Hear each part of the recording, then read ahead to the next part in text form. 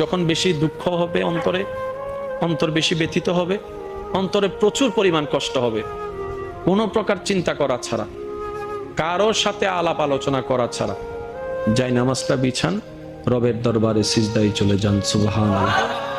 চোখটা বন্ধ করেন, চোখের পানি ছাড়তে থাকেন, মন হালকা হতে থাকবে, সিজদায় রবকে বলতে থাকেন, যা বলার বলতে থাকেন, যেভাবে বলার বলতে থাকেন।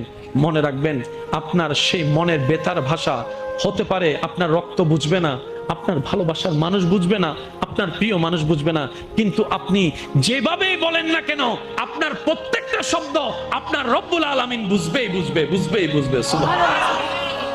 আপনি যখন ওনাকে দুঃখের কথা বলবেন, উনি আপনার দুঃখটাকে হালকা করে দিবে, সেই দুঃখের খবর প্রকাশ করে আপনাকে কখনো বেইজ্জত করবে না।